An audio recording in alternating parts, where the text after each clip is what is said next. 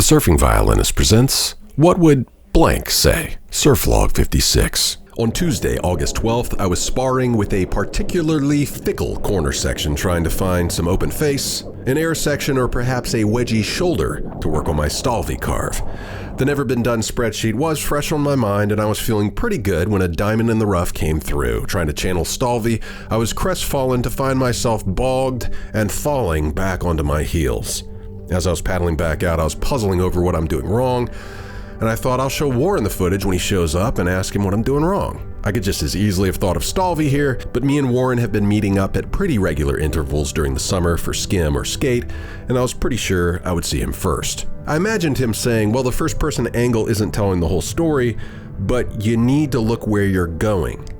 And I realize I've heard him or Stalvi and probably 3 or 4 surfers I know or in videos say this very thing. Your board follows your legs, which follow your shoulders, which follow your eyes. Why was my head facing the beach instead of the white water behind me? So it was interesting to me that when I asked imaginary Warren what I should do to improve, I kind of already knew. I had just buried this advice beneath layers of preoccupations and misconceptions. The next turn I was able to remember, and while I didn't really have the speed to complete the turn, my approach was much closer. And then on my last wave, I got even closer to a satisfactory roundhouse carve in the Stalvi style, and I realized looking at the footage now, I have done this before, but the awareness of how I did it has eluded me.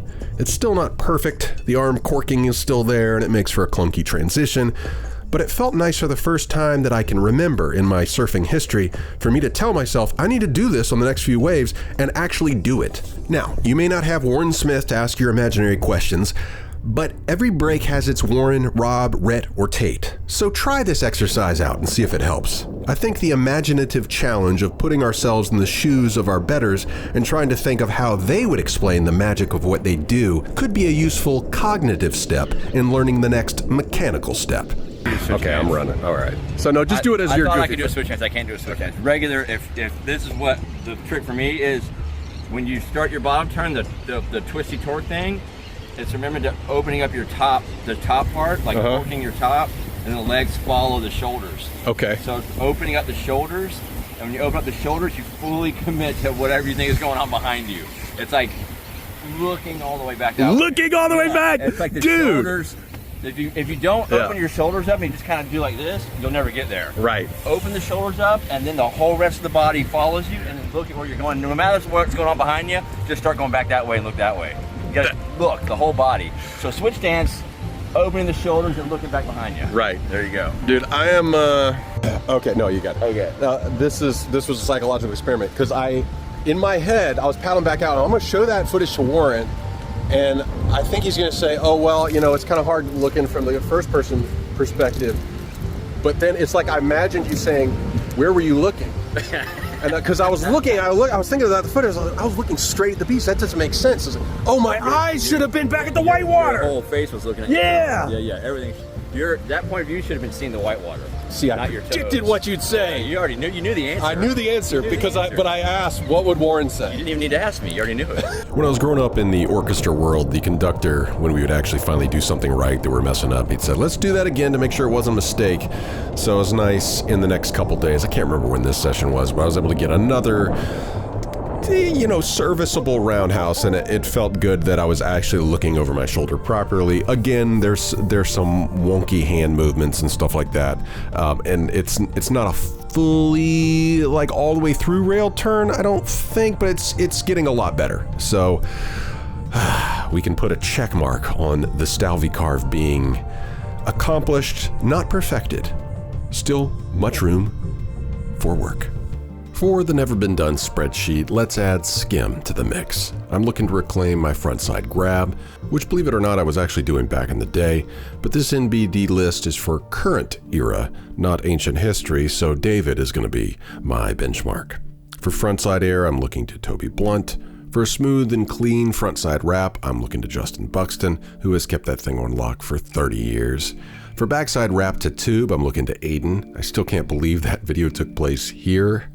What a legend. For backside big spin, I'm looking to the next-gen Wunderkind Lachlan. And for backside air, I'm looking to Isaiah. In skate news, let's see how my skate NBDs are coming along. I'm getting a little bit closer to middle of the board on rock to fakies, but still not feeling the full seesaw momentum, which helps gain speed out of a rock to fakie, which is the real point, making it a functional maneuver, not just a trick. On Monday, August 11th, I met this ripper skater, Ashton from San Diego. Dude was killing the bowl and showed me some new lines that I'm trying to imitate. He was a real inspiration to me and Tate. And speaking of inspiring, local legend Dylan posted his summer Insta rap, and this level of control and finesse just seems out of this universe to me. As I said in my Insta story, I feel like an ant trying to comprehend a fighter jet when I watch Dylan skate, so it's cool that we now have such a full spectrum of skateboarding inspiration, from tourists to locals, from bowl to park. It's a good time to be a skater in Bay County. And speaking of skaters, I have some heartbreaking news. My regular foot bowl skating mentor and friend, Mark Santoli, passed away this month. It was a shocking blow. Mark schooled me on the ways of milking speed and maximizing flow.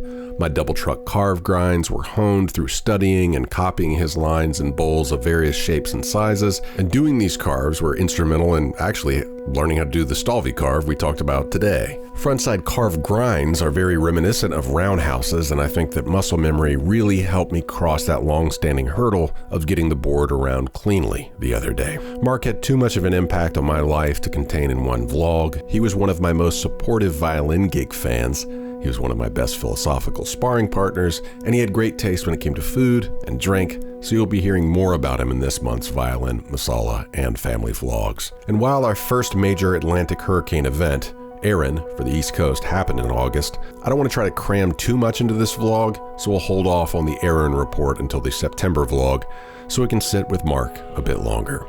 One of my favorite Mark memories was skating with him at the Helen McCall Skate Park Bowl a few years back, when a scooter kid was going gaga over how fast Mark was screaming around the bowl, and you can hear him here.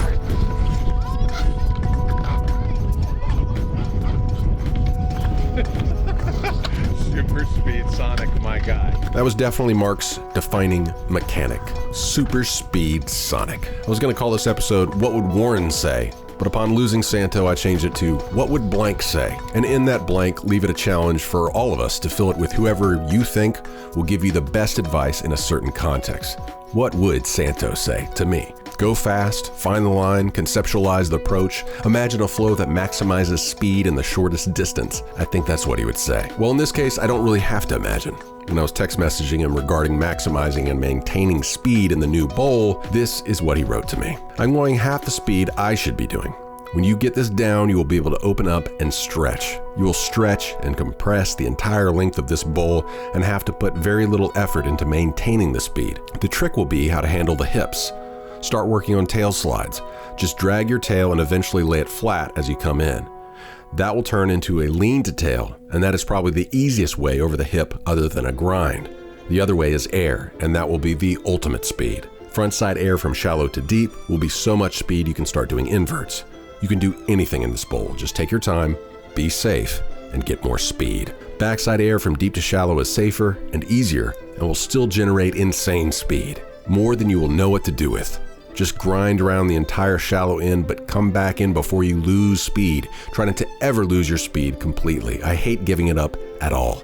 It is my belief that the best way to honor and remember Mark Santoli is to follow his line and live up to his prophetic reading of what is possible in this bowl. I have learned my lesson. Believe me, as he says, be safe. But while you're being safe, get more speed. Godspeed, in fact. Godspeed, lords and ladies. Keep it consistent and join me on my quest for super speed Sonic my dudes. And if you have a hard time finding it, maybe it's time to ask, what would Santo say? Godspeed, Santo. Thank you for everything.